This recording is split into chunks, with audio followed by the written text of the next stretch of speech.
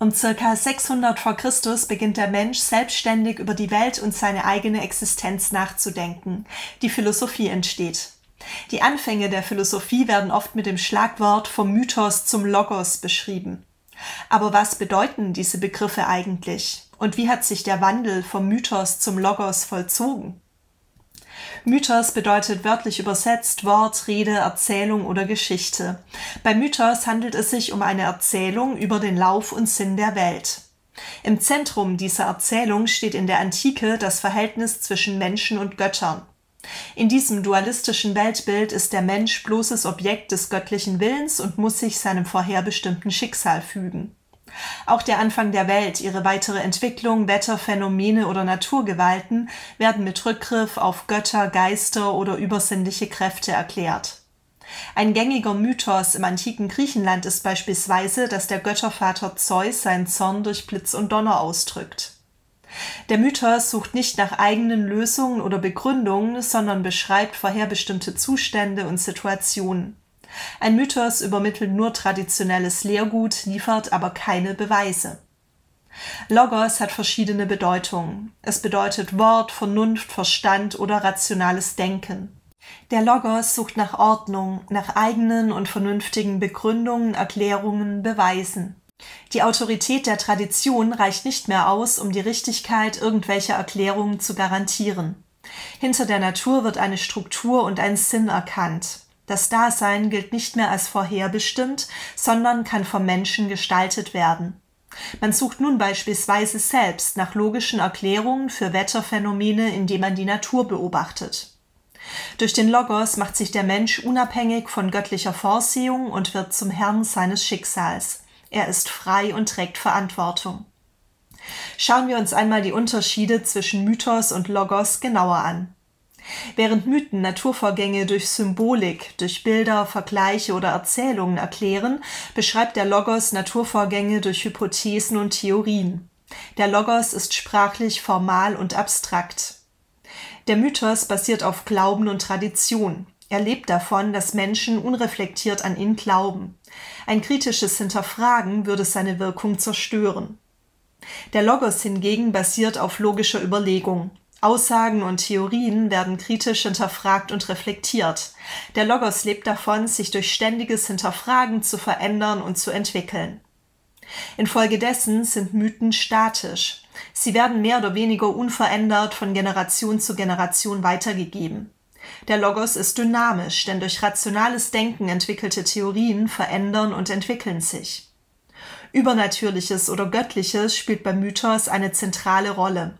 Für Naturphänomene werden übernatürliche oder göttliche Erklärungen gegeben. Im Gegensatz dazu spielt Übernatürliches oder Göttliches beim Logos keine Rolle. Es werden diesseitige und rationale Erklärungen für Naturphänomene gesucht. Der Ausdruck vom Mythos zum Logos bedeutet, dass mythologische Antworten auf existenzielle Fragen durch logisch-rationale Antworten ersetzt werden. Die schrittweise Ablösung des mythischen Denkens beginnt ca. 600 vor Christus. Es geht bei diesem Wandel um die Befreiung des Menschen von der absoluten Abhängigkeit von göttlichen Mächten. Dieser Wandel hatte tiefgreifende Konsequenzen für das Selbstverständnis des Menschen und für sein Verständnis der Welt. Der Philosoph Karl Jaspers nannte diese Zeit die Achsenzeit der Menschheitsgeschichte. Unabhängig voneinander wirkten in unterschiedlichen Teilen und Kulturen der Welt Denker, Religionsstifter, Propheten und Philosophen und setzten neue Entwicklungen in Gang. Sie wendeten sich ab von den Mythen und dem Aberglauben ihrer Zeit und reflektierten selbst über das Dasein und den Menschen.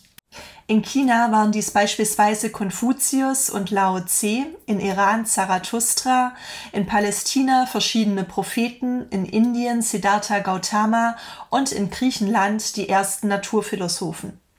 Für Jaspers ist diese Achsenzeit die Geburtsstunde des eigentlichen modernen Menschseins. Die meisten Philosophiegeschichten sind aus einer eurozentrischen bzw. westlichen Perspektive verfasst. Philosophie wird dann gleichgesetzt mit westlicher Philosophie. Andere Traditionen werden kaum erwähnt. Dabei hatte die Philosophie auch in anderen Kulturen einen eigenständigen Ursprung. Auch asiatische Denker stellten das mythisch überlieferte Wissen in Frage und machten sich eigene Gedanken über das Dasein. Es ging ihnen jedoch weniger um die Natur des Kosmos, sondern vielmehr um die bestmögliche Organisation von Gesellschaft und Staat sowie um moralische Regeln, an denen sich das menschliche Handeln orientieren konnte. In diesem und in den nächsten Videos dieser Reihe betrachten wir die abendländische Philosophie, also die Philosophie, die ihren Ursprung in Griechenland hat. Verschiedene Faktoren begünstigten das Entstehen der abendländischen Philosophie in Griechenland. Griechenland hatte um die Mitte des 1. Jahrtausends vor Christus eine Sonderstellung. Das Wissen und der geistige und kulturelle Horizont der Griechen erweiterte sich damals durch den Handel mit anderen Völkern. Einige Bewohner der Stadtstaaten begannen, nach natürlichen, rationalen Erklärungen für die Welt zu suchen. Dabei vollbrachten sie einzigartige Leistungen auf dem Gebiet des reinen Denkens.